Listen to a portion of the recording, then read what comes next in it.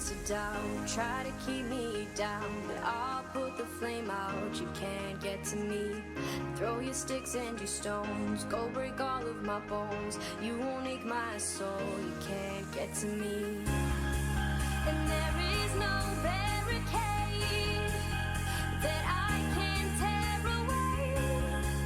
Shoot me down to fire away, away. But I'm a heavyweight.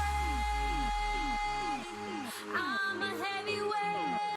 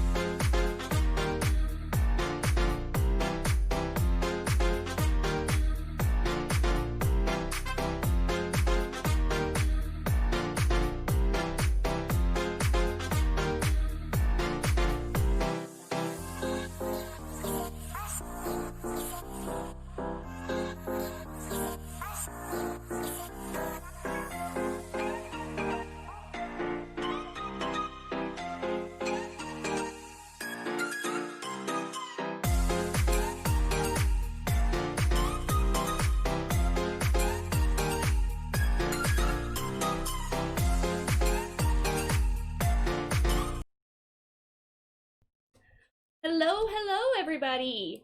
Welcome to today's episode of the Designer's Den. And I am just not having it here today. This is Fenway, not JB. So I updated this, and then apparently I went back through and didn't save it. But anyway, so today I have Fenway Jones with me, who is otherwise known as the Team DM, and super excited for Nat to talk with her today about all of her adventures that she's written, how she's gotten into design, and just the really good work that she's doing in the community, because Fenway is someone that I really look up to. And I tell her, and she always gets all bashful, I want to be like Fenway when I grow up. So, so yeah, Fenway, thank you so much for being on the show today. Yeah, absolutely. I was really excited for it, and I'm honored that you wanted to have me here. Oh, of course. So now that I have your socials correct, there you go, everybody. Sorry about that.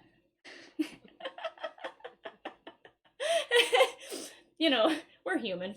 But yeah, no, I'm super excited to have you here. And today, we are going to talk about, you just reminded me of the name of it, and I just had it up. Dead Men Feel No Cold. Was that your first Yes. adventure that you wrote? Okay, that was what I thought. I was looking back through, and I was couldn't quite figure out which one came first. Um, so how how did this adventure come to be? So it's a CCC adventure, everybody, and set in Waterdeep for ZegeCon. So what was the idea behind this, and how did you get involved? And you were already doing community stuff, but what made you take the leap to be like, I want to write for you too? Um. Well, I kind of that was right when I had first started my mentor menteeship with Satine, and so it all started because I wanted to get into writing, and I was always uh, excited about writing, but I had never written an adventure. And so that was kind of her first thing helping me with, and kind of my leap into that community. Oh, yeah, no, that was kind of what I thought that I remembered. My memory is kind of awful sometimes. Um, but so the one thing that I thought of when I was reading this is that it's a mystery, and it was very brave of you to jump into writing with a mystery because they're not the easiest to do. Um, but obviously spoilers for the adventure here.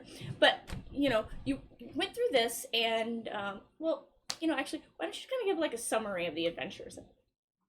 Yeah, absolutely. So it's an adventure based in Waterdeep.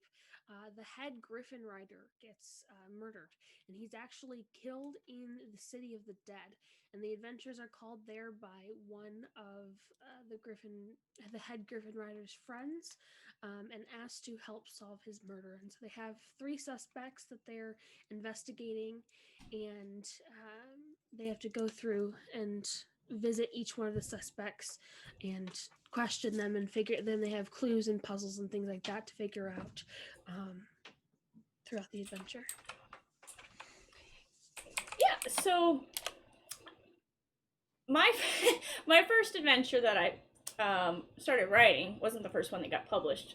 That I kind of went out of order there, but I tried to do a mystery as well, a murder mystery, and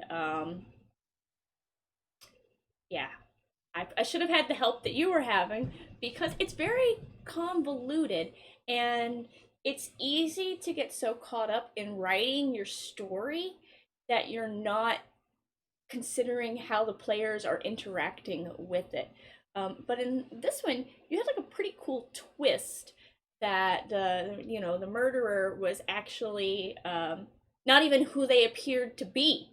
They were secretly a deep scion, which I thought was a great twist, especially because then you get to do some sweet water combat, which everyone loves, uh, because they don't actually know how it works. um, But yeah, it kind of sends you all over the city of Waterdeep, and you did a really good job on this one, kind of hitting like the high points of like what makes the city so unique. I can just turn me down, Christopher Robin. I'm sorry. Apparently, I'm loud. Who knew? Um, I'm always loud. But yeah. So you chose to write Waterdeep because we were in the middle of season 8, yeah? Yes. Well, we were actually, when I wrote it, when I started writing it, it was when everything was being play tested for season 8. Where Satine and I actually wrote this for like 7 months. Yeah. So that's how long we worked on my first adventure. That sounds about right. I started on mine, and then we had to rehome it. So I think it was like a total of 11 months, and it was by the end of the 11th month, I was like, I don't want to see this ever again. That's fair. That's fair. I really enjoy the adventure. So I run it every chance I get. So that's actually something that my favorite adventure that I've written. Yeah, no. So after this one, you have six, I think it is, adventures on the DM's Guild. Trying to think, it's either 6 or 7. I just had it up, and naturally, I closed everything useful. You know, that's my life. I'm pretty sure it was six, but so after this one, like, it was a bit of a I don't want to know if I want to say runaway success, but I know that you had just written it. It was just released at ZegeCon, and then next thing I know, it's out on the DM's Guild, which was a ridiculously quick turnaround. I think it was on the DM's Guild like less than a week after it was premiered. Yeah. um, but it was it was being run everywhere then. Well, everywhere in like the Midwest, but everywhere. Yes. um, so after having that success, like where did you go from there? Like, um so after that I went and I wrote a Red War adventure for a CCC for Jaspers. And then I wrote a Gamehole Con adventure and a Gary Con adventure. Um, and then I wrote an Uncaged anthology yeah. adventure. Yeah, I think that's the 7th that isn't Yeah, necessarily. so the Gary Con one and the Uncaged aren't showing up, but you've got your Border Kingdoms in the Dead of Night. Yep, the Gamehole one. Yeah, that was writing for the Border Kingdoms is an interesting experience because um, Joe tells you write something in the Border Kingdoms. You're like, okay, what do I need to include? The Border Kingdoms. And you And really you're like, just have all of this freedom. yeah. It kind of came from an idea that my dad and I had fleshed out previously. I had this idea from a while back, and I was like, well, I guess I'll just kind of change the setting of it and put it in the Border Kingdoms, and it kind of just worked. Yeah, I mean, the Border Kingdoms are kind of a unique area, and most anything can fit in there, um, unless it's like too technological or whatever. It's a very feudal kind of world there. Mm-hmm. And then your Red War story, Left Black and Blue. I You just kind of hopped right on into writing tier 3. Yeah, I was writing it with Ben Heisler. Although I will say, I think that's probably my least favorite adventure that I've written. There's personally, I'm more of a role play slash puzzle kind of person, and there's a puzzle in there, but due to like not production, but editing errors. On I don't even know who, there's not really fault to it, but the key was never put in the original adventure. Oops. So everybody was just trying to figure out like what does this puzzle mean? And it's based off of gods from Thay. So like no one no one knows what they are. I was gonna say, I don't think I know those. No. No. So the only reason that I knew of them was because I'd spent like 2 weeks researching them, and I was like going back and forth from the puzzle is there's 8 gods on this like big giant like almost clock wheel, and at least the symbols of the gods. There's not even the god names; it's just the symbols. Oh. Yes, and you have to pick the ones that the red wizards, the wizards of Thay worship, rather than just the Thayans, like the regular people of Thay worship. Oh my goodness, that is a puzzle that I would fail. It was a lot more complicated than the puzzle that you have in Dead Men Feel No Cold, which as soon as you said you love puzzles, I was like, oh, that makes so much sense, because you had a really you had riddles, you had a logic puzzle, you have more riddles, and you have just like all kinds of stuff in there that, kind of really gets the players engaged in it and like actually thinking hard themselves outside of their characters, which is something that I adore as well. I know in DDAL 10.1, Paige has a puzzle that I absolutely love. It's a logic puzzle with colored stones, and if this is this, and these three are next to that, then all of that kind of stuff. And that was kind of the feel that I got from your logic puzzle, as it were, in Dead Men Feel No Cold, because you had to have all these colored vials, big circle, and you have to put them in the bowl in the right order, either based on the color or what they smell like. Yep. Yeah, there are 2 different answers based off of how the characters want to go about it. I figured that just having one answer for that specific puzzle is very difficult to find just one answer. So I added 2. No, and that's actually kind of brilliant, because maybe some people don't know the colors of they don't know Roy Jubiv. They're not friends with Roy, but but they can recognize smells. They know fruits, what family's fruits are in, and stuff like that. So I thought that was actually a good change from a lot of puzzles where it's like, this is the answer. If you can't figure it out, that really sucks for you. Yeah. Go ahead. I was just saying, when playtesting it, it was really funny because a lot of the time, the playtesters, I playtested it with like 6 different groups, and they would all come up with Roy G. Biv like instantly, and then they go, "Wait, that's too simple. We have to figure something else out." And I'm like, "Yeah, sure. Yep, way too simple." No, it's too obvious. They can't be the answer. But okay. Good thing there's a second answer for those people. Right. That's the thing about D&D players. It's like, they do that all the time. They're their own worst enemy. You're like, okay, I think this is it, but no, that doesn't make sense. And you're like, but it does. Otherwise, you wouldn't have come up with it. Right.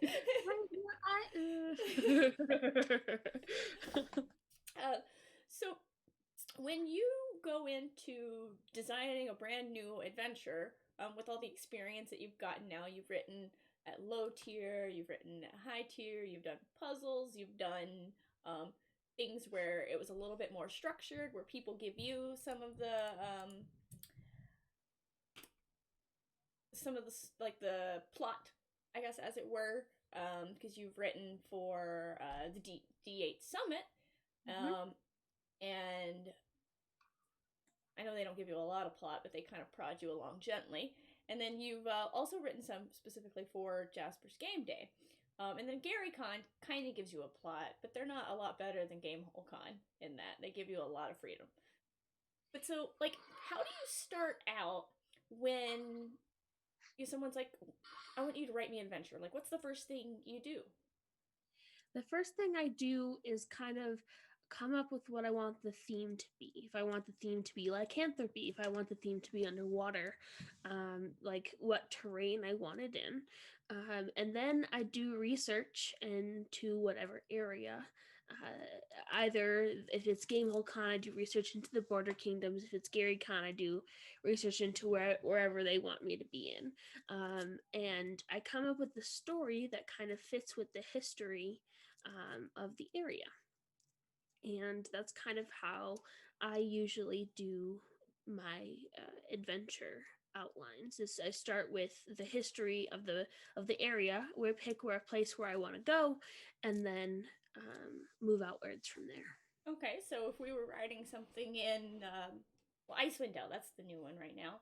You would look up like the history of Icewind Dale, the cultures, the real life cultures it's based on. Mm-hmm. Okay, that's very much what John Connor self does. So very familiar with that. I think that's like a great place to start, and that's not a unique perspective necessarily, but it's definitely different than the way I do it. I tend to start with like either an encounter in mind or I have a puzzle that I really want to put in an adventure. Sometimes I start with that. Or I've just been reading through a book and I found this really, really cool monster or NPC or something, and I'm like, I'm just gonna build a whole adventure around this one monster because I really want to have 40 kobolds in a trench coat. Single trench coat. That's fair. I've previously done something similar. Right now I'm working on an adventure for a stream that I'm running upcoming, and it's I was like, I want to make a were platypus. I was just kind of like shooting off ideas to one of my friends, and I was like, what if I made an adventure based off of Your were platypus. were platypus and different were animals that don't actually exist and are reskinned current were animals? And he was like, "You, what are you? What are you on?" And I was like, "Well, this is just called imagination." You're like, have you ever seen a person turn into a platypus? Wouldn't that be cool? No, and that's what I want to create. I'm trying to envision like a gnome morphing into a platypus now, and it's just like it seems like a painful transition. Right? It's a D&D version of Perry the Platypus. Oh, I love Perry. Oh, last time I went to Disney World, they were giving out Perry coloring sheets because there was some scavenger hunt going on for the kids, and I was like, I want one, but it was just for kids. That's when you walk on your knees and put shoes on your knees and wear a trench coat. I was more inclined to be like, I'm just gonna borrow someone's kid for just a moment, keep them in your sight. But yeah, so okay, so you start with a place or something and you research the history on it. Okay, once you've researched the history, like where do you go from there? Do you just like pull out key NPCs from Realm's history, or like that's a big open field still? It is.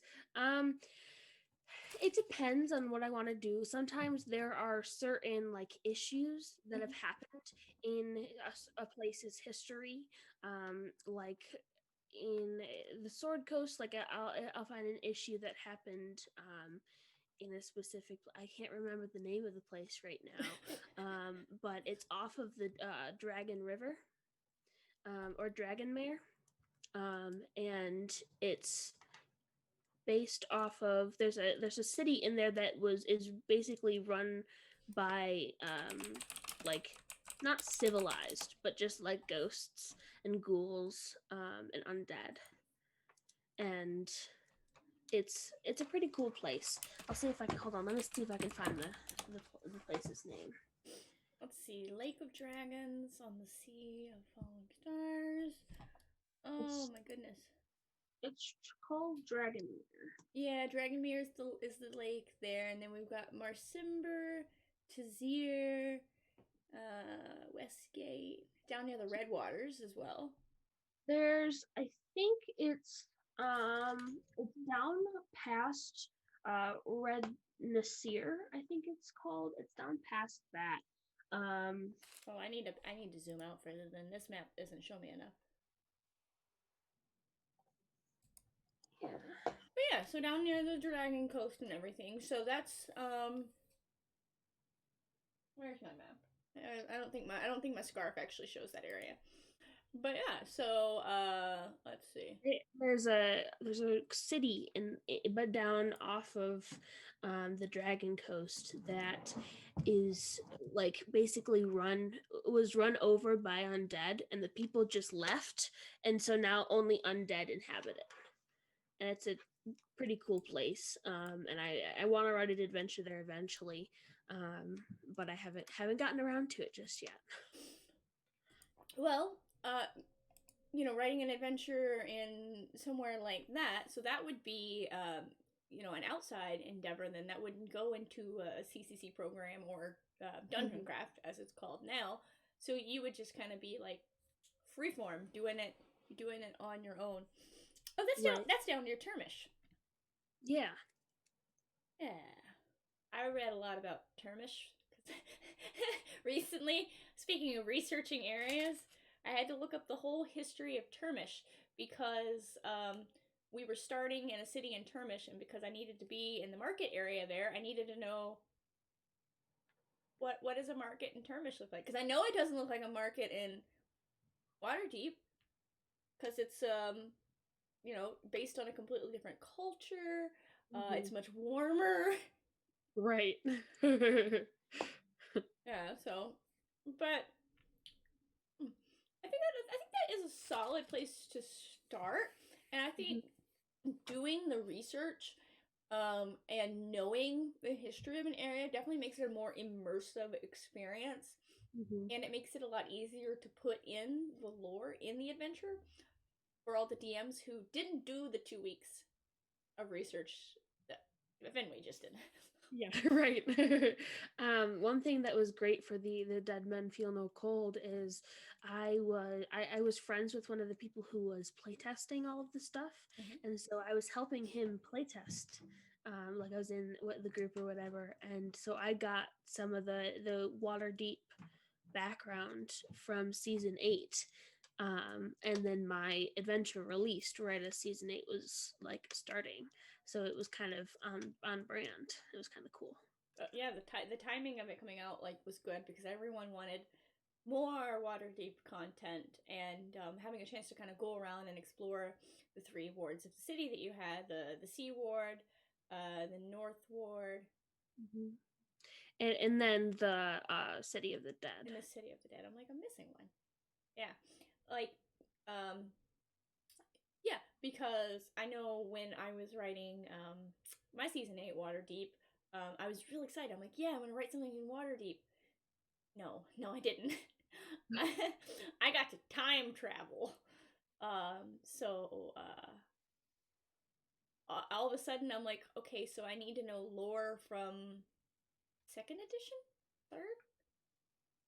I think a lot of it was from 2E. I had to go all the way back and see way back then what was the Empire, the kingdom, kingdom there, the city of Sunak, and I'm like, I've never heard of this place.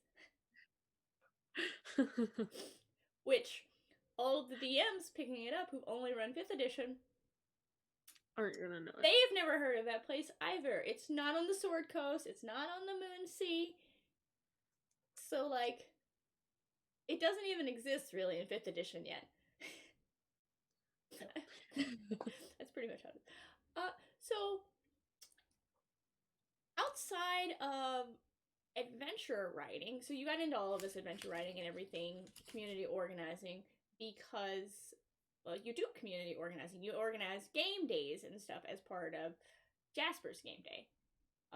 In case anybody doesn't know what Jasper's Game Day is, you can get a cool shirt if you want one. Absolutely. We actually just got new shirts and sweatshirts available. So That's our newest thing. They're available on our website. But Jasper's Game Day, we are a nonprofit organization. We raise money for suicide prevention and awareness through gaming, and we donate the money that we raise to crisis centers and places who go into schools and teach the students and the teachers how to recognize and respond to suicidal ideation and signs of suicide. And so, no matter, like, you have events all over the country when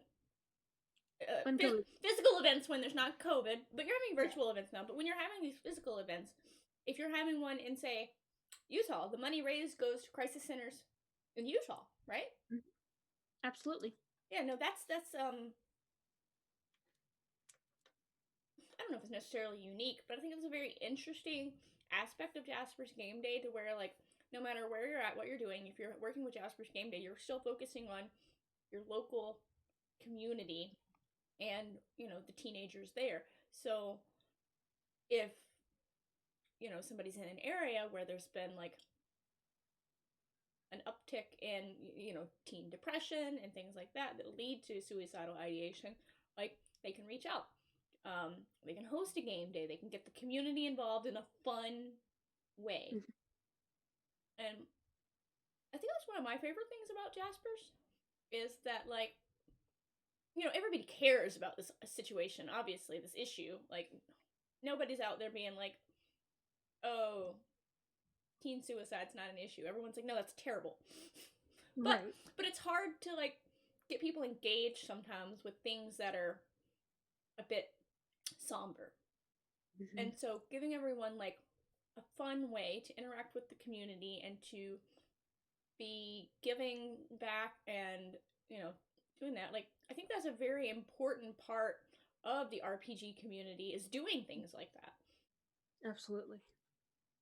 So you started Jasper's as just a game day, and mm-hmm. now you're international, right? I think you had one somewhere overseas. But yeah, so how did that progress go? So actually it was meant to be just a one-time, one deal thing. And then we got so much positive feedback and people saying, no, you don't get to stop. You have to keep going this on. And I'm like, well, I mean, I do want to. It's a lot of work, but I do want to. Mm-hmm. And so it kind of went from, so the first year that we did it, we did one event, raised $8,000. The second year we had 3 events and raised just over $15,000. And then this year, we have had 6 or 7 events, and with 20 events canceled because of COVID, we are on track to make just over $110,000. Oh, congratulations on that. That is a lofty goal to aspire towards. You know, that, like you said, once you kind of get started in on the, I'm going to organize something from charity, you can't do it just once. No. It doesn't work like that. I tried that. We're just gonna do a little Save versus Hunger. Just get some money for the food bank. No, we got to do it every year now. We're just gonna do a little D8 summit. Get some money for the homeless shelters. And now it's a yearly event. It's just, you know, there's a theme here. Yeah. But it's exciting though that is a theme, because it means people are enthused about making these events successful.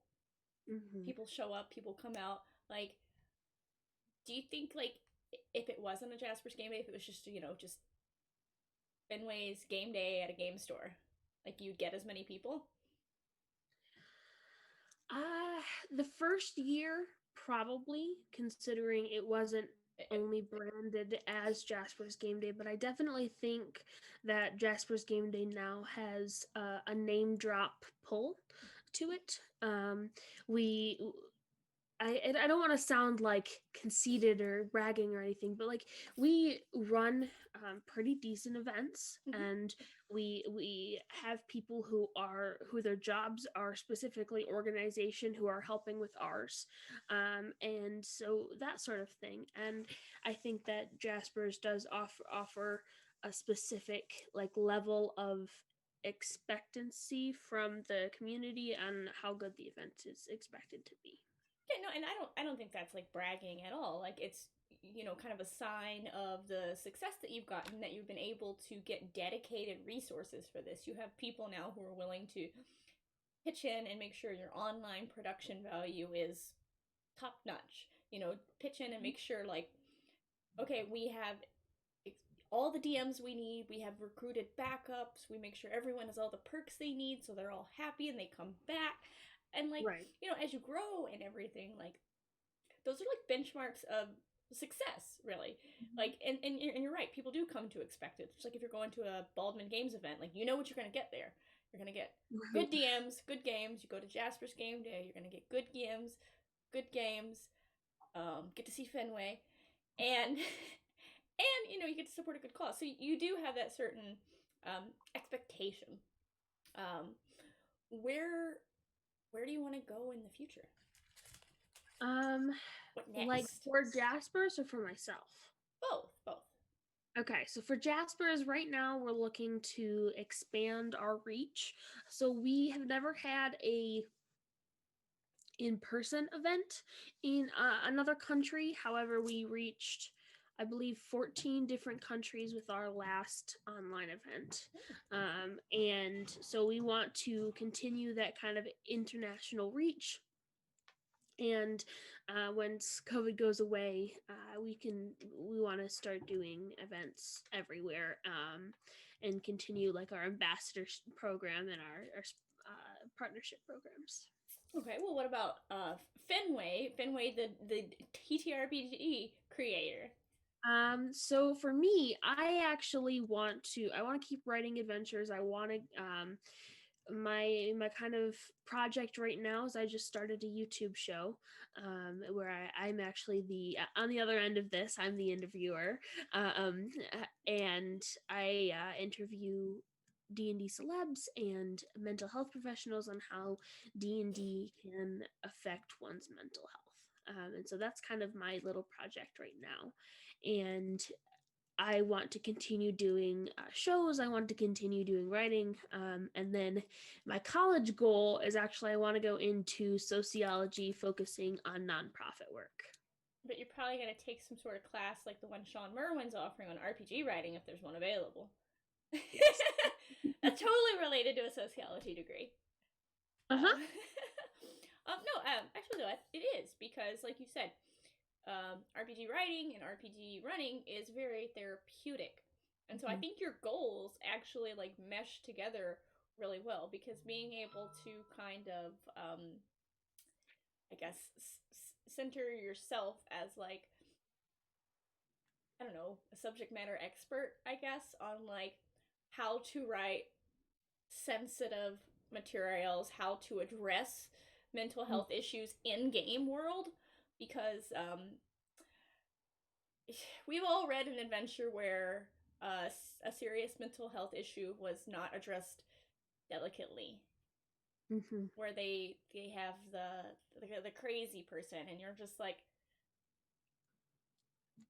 can we not? Can we not? Because that's stigmatizing, and it just makes everyone feel bad, because it's like, I had a relative once, I'll say, they called my antidepressant, anti-anxiety medicines my crazy pills, and I was like, that feels bad. Feels real bad. And so being able to take all that and put it into the game itself, being able to be a writer who's skilled enough to like make it a fun experience but also address these topics, makes it more accepted, I guess. Reduces the stigma. Right.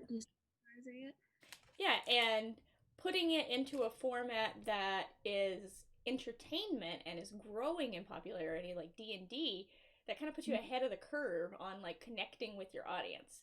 Because like, what are teenagers into nowadays? D&D. Yep.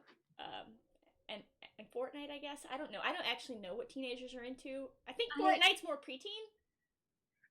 I don't know. I've never played. Neither have I. I don't really do video games, nor do I really interact with a lot of teenagers that are around me. Like, I realize that sounds weird, but I interact with like 4 people that are teenagers from Michigan. Like You don't have a lot of friends your age, but no. you know, if I really think about it, like I am by far like the youngest of most of my friends, so like I don't have any friends my age. It's fine. I don't know. It's fine. It doesn't matter. You know, you have friends though. I do have friends. Yes. I mean, I don't know what people my age do either. I think they go to bars and stuff all the time, and I'm like, but you could be at home playing D&D. You could be at home playing D&D and or sleeping. Okay, yeah, that one can't be overrated. I do that a lot. So obviously not this year, but you get the opportunity to travel a lot representing Jasper's Game Day, going around and running your adventures. What's been like your favorite experience through that? Like just running an adventure, or you know what, anything to do with that really. I gotta say, I think my favorite experience was D&D Live 2017. Okay, 2017 was Tomb of Tomb of Annihilation. Okay, Yep. okay. And it was so much fun. We just I don't even know. It was just there were so many cool people. It was just a great time. Was that your, I guess your first time out to like a big celebrity D&D event? Yes. Okay, okay. So, for anyone who didn't follow D&D Live 2017, it was a production. They Mhm. had like stages set. There was like a big, you know, mock up village market. Mhm. They had all these various studios where they were filming, streaming. Some of them had like elaborate setups on the table with like dwarven forge and stuff. Mhm. And it was 3 days, 4 days, I forget, I but don't know. it was several days. Yeah. And like all the big names were there, like you know, Mhm. celebrities were starting to like be like, oh yeah, I play D&D. And so like I think that year Joe Manganiello was there, Mhm. and like Satine, of course, and you know all of the other D&D luminaries. And Yeah. I was I wasn't able to go because flying to LA was very expensive from Tennessee, where I lived. So, and I also, will Yeah, I will say I don't particularly remember 2017 that much. I was 14 at the time. Um, but I will say I do remember 2019, I think it was Avernus. oh Um, yeah, Avernus was a ton of fun too. I particularly liked the Avernus kickoff event Hmm. in Michigan. That one was fun too. Right there, yeah. Yes. So we did D&D in hell, Yes. In hell. In hell. in Hell, Michigan. Yes. I have a bottle of dirt from hell. So do I. So you were part of that event, kind of helping Alan organize a little bit, trying to get you know, make it an event, you know, an immersive event, because you had some experience with that by then, um, and you were not 14 anymore. No. So so what's it like being on like the organizing side of something like really big like that? um I would say that it's definitely a different experience than going to an event, obviously. Um, but it's amazing to see like all of your work pay off after you just kind of start running things like it gets going. Um, it's amazing to see the fun that people are having and just kind of experience the thing you've been waiting for like so many months. Yeah, no, I totally get that feel of like, compersion. Like all of your friends are they're happy, and so you're happy. It's very fulfilling to be like, I worked really hard on setting up this schedule, and getting these DMs, and now everyone is they're all at their tables rolling dice, and it's just so Yes. good. Yes. Um, similarly, I think you'll find a good sense of fulfillment too when, with your YouTube stuff, like as you get into that, you're like, your guests are just so excited to be on, and you're able to create that content like you're wanting to, where people can have those tools, can watch your videos to see how to use D&D therapeutically, Mhm. and I'm I'm super excited for you. Thank you. I have kind of published one video so far. And then I actually probably will post my second one either today or tomorrow. And then we just filmed the third episode today. And that one will be released next weekend. Um, and that one is actually with Matthew Lillard. So I'm Ooh, super excited about that jinkies. one. Yes. um, yeah, no, I met Matthew Lillard at Gamehole Con, Mhm. and I recognized his name, kind of, but like I wasn't putting the pieces together. And then like I'm talking to him, and I'm like, I know this voice. I know him. And I'm like, this is gonna be really dumb. What do I know you from? He's like, Scooby Doo, and I'm like, Yes. he's like, I get that all the time. It's like either that or people come up, you're Scooby Doo. And I'm like, actually, you're not Scooby Doo, you're Shaggy. But, Well, you know. you can be whatever. Semantics. Um, yeah, so you're gonna keep writing.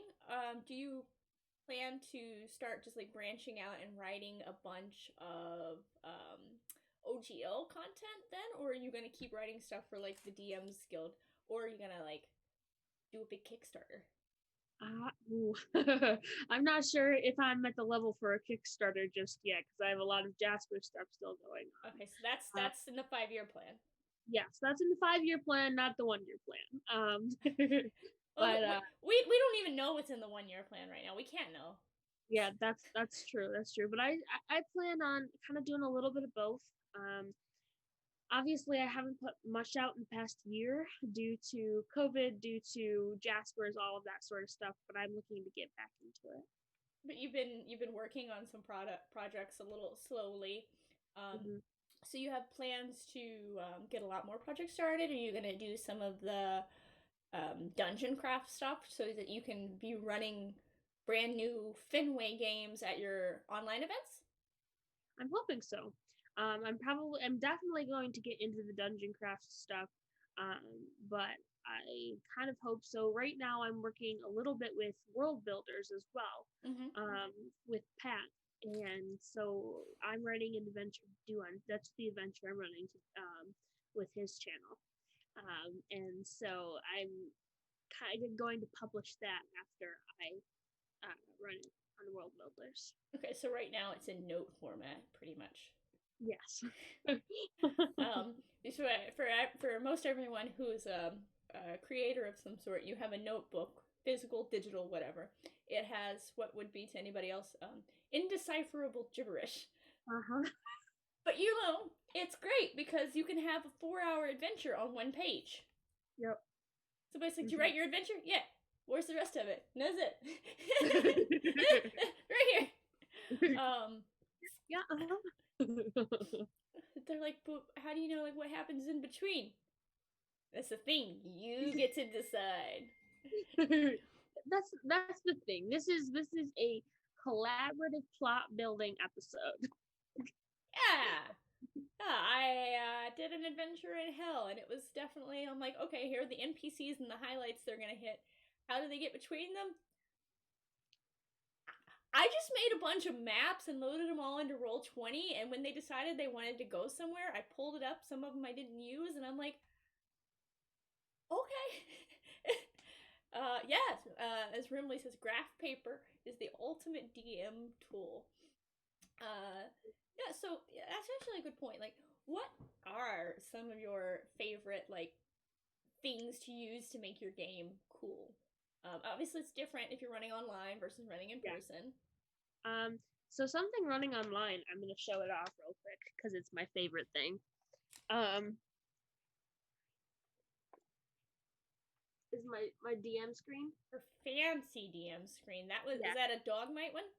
It's actually a Talon and Claw one. Ooh, that's a Talon and Claw. So you do have a bunch of fancy Dogmite ones floating around your house, though. Yes, they're all on my shelf that are over here. I think at this point we're up to 5 total in the house of DM screens, like wooden ones. Well, so you can be DMing, and your dad can be DMing, and your mom can DM, and your brothers can DM, all at once. Yep. Yes. We just have to teach a couple of those people how to DM. So 3 out of the 5 need to be taught. Yep. One of them is 5 years old, so it might be a little rocky, but it's fine. Might as well start them when they're young. Start them when they're young.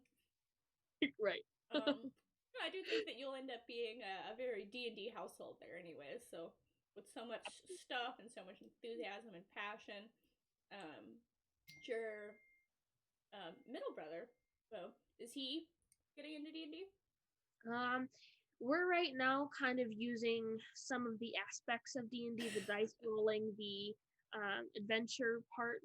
He really likes math and he likes the imagination side of everything. So usually what we use is a story and then a monster, but basically he's just rolling dice and then we'll have him add 2 of the dice together and see if he hits, if he gets the number correct. Well, I mean, rolling the dice is, for some people that's the most fun part of it. Yeah. So we use it to teach math and to kind of like encourage the imagination and the storytelling part of it. Yeah, and that's kind of that stepping stone of using it as an educational tool kind of leads into like where D&D is so versatile. Not just D&D, all RPGs, they're very versatile. You can use them as educational, as therapy, as entertainment. Mm-hmm. Whatever it is you need in life, you can find it in your RPG. Rimley says that your DM screen is not a screen, it's an awning. It's too big to be a screen.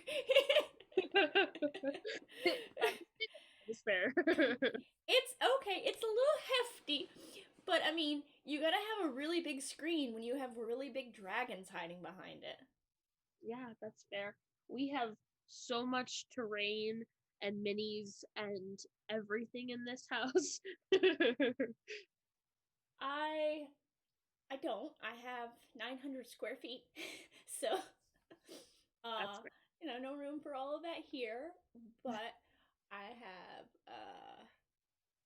a lot of digital maps now, and I do have a lot of minis. So I have like a storage area for my condo. It's like around in like the basement thing, and sometimes I'm like, okay, so let me go get my minis from the store.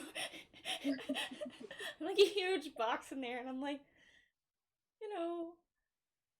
I did downsize when I moved. I just, there's some things you can't downsize. You gotta take them with you.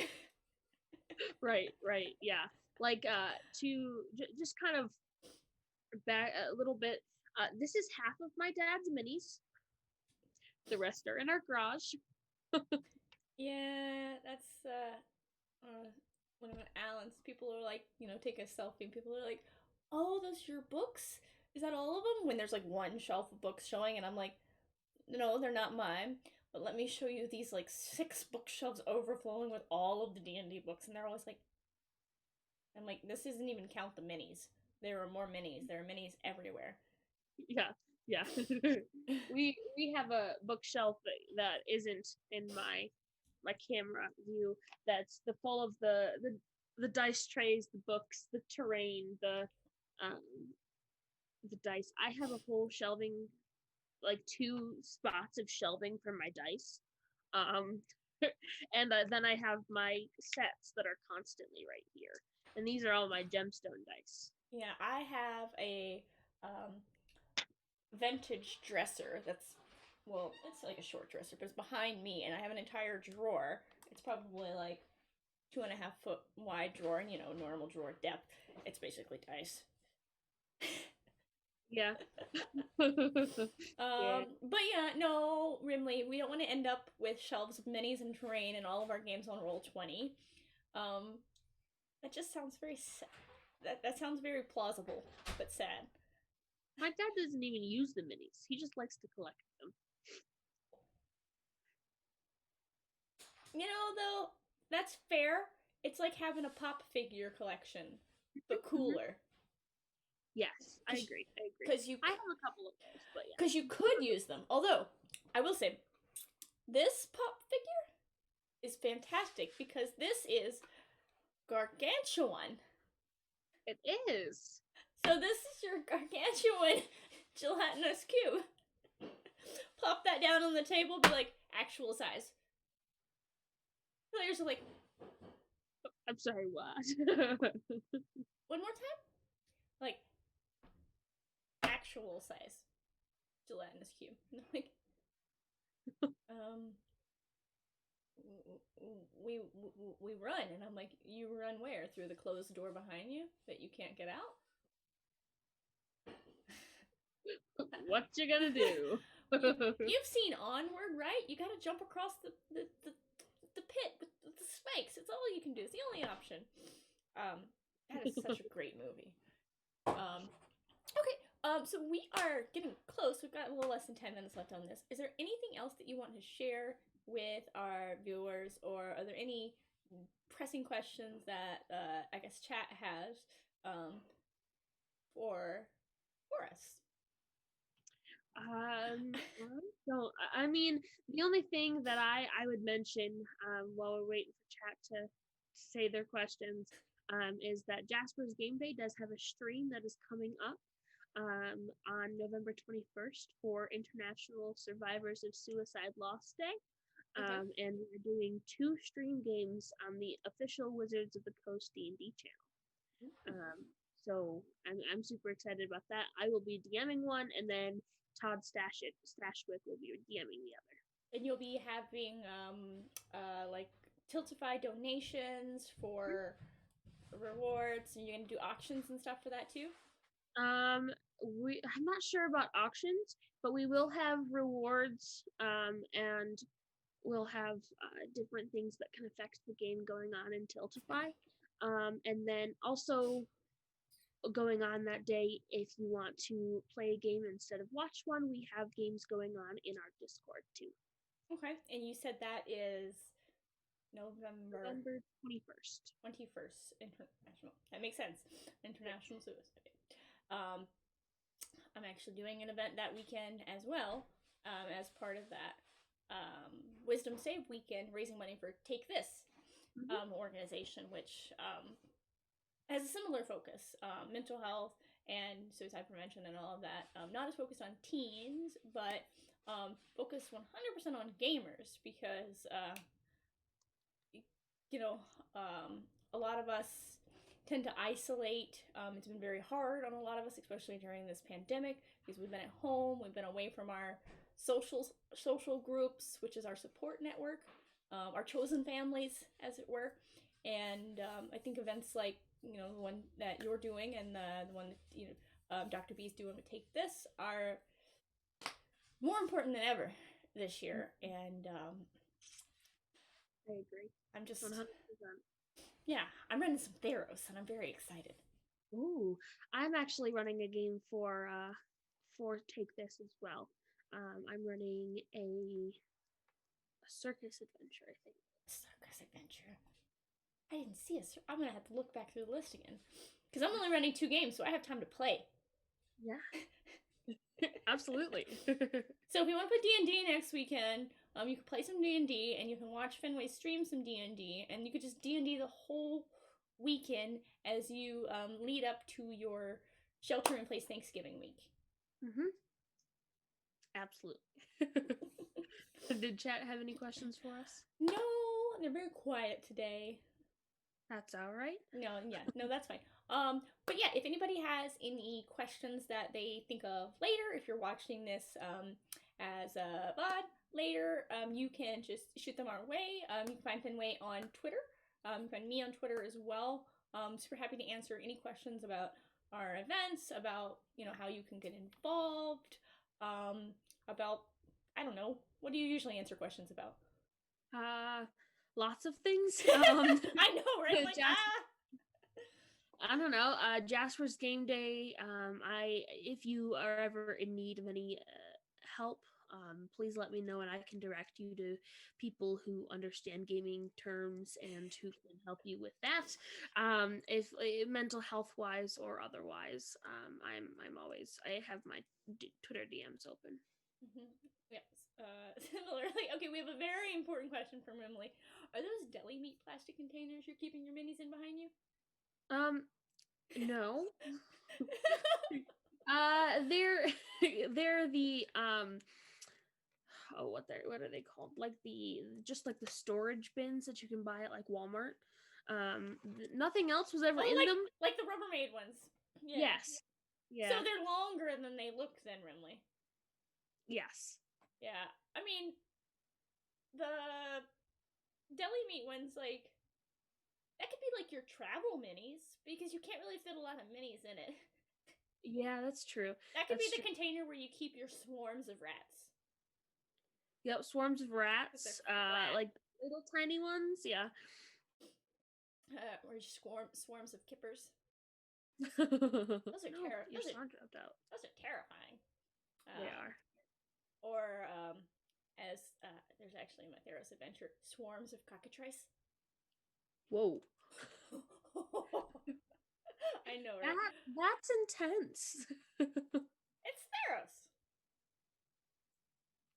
That's fair. You made the gods really angry. It's fine. It's fine.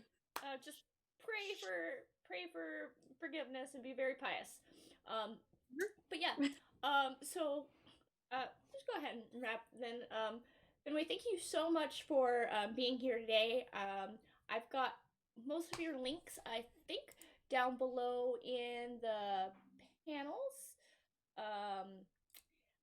I've got the Jasper's Twitter, the Jasper's Facebook, the Jasper's Instagram now, and your website, of course, along with your Twitter and your portfolio on the DMs Guild. If everyone wants to check out your work, support Fenway so that she can keep doing more adventures and bringing more joy to the world.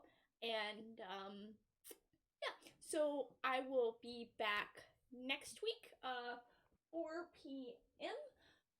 As always. And next week I'm going to have Joe Rasso on as my guest. So super excited to talk to Joe. So if you're interested in hearing about some of his projects, like his latest Dunwood project, if that's an area of the Forgotten Realms you like, it's kind of